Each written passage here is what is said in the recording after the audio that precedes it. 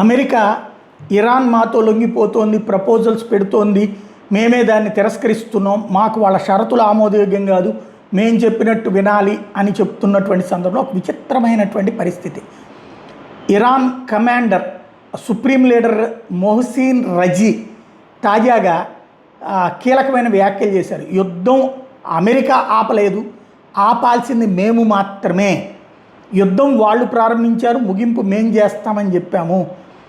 నెలల తరబడి కాదు, ఏళ్ల తరబడి, అవసరమైతే 10 ఏళ్ల దాకా యుద్ధం చేయగలిగిన కెపాసిటీ మాకుంది. అమెరికాని కంట్రోల్ చేయగలిగిన కెపాసిటీ మాకుంది. అమెరికన్ మిలిటరీ విత్డ్రాయల్ చేసుకున్నా మేము ఆపము. దాడులు మా అంతటా మేము ఆపాల్సిందే, మేము చెప్పినట్టు నడవాల్సిందే అని చెప్తున్నాడు. آقای دکتر صحبتایی از آتشبس میشه. نظر شما در رابطه با آتشبس و بستن تنگه هرمز توسط ایران چیه؟ تنگه هرمز باز نخواهد شد. هیچ ناو آمریکایی حق ورود به خلیج فارس را نداره.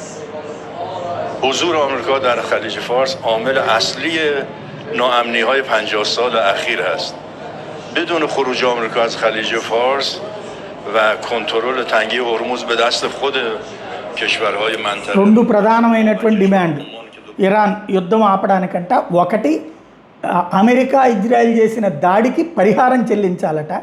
రెండవది, అమెరికా టోటల్గా పర్షియన్ గల్ఫ్ ప్రాంతం నుంచి తన స్థావరాలన్నీ తీసేసేయాలట. ఇవి రెండూ చేస్తేనే యుద్ధం ఆపుతామని చెప్పేసి ఇప్పుడు ఇరాన్కి సంబంధించినటువంటి కమాండర్, సుప్రీం లీడర్కి సంబంధించిన అడ్వైజర్, అంటే మొక్తజా ఖొమైనీ అడ్వైజర్ అయినటువంటి మొహసిన్ రజా చెప్తున్నారు. కాకపోతే ఇది గంభీర ప్రకటనలు తప్పించి ఏం లేదు.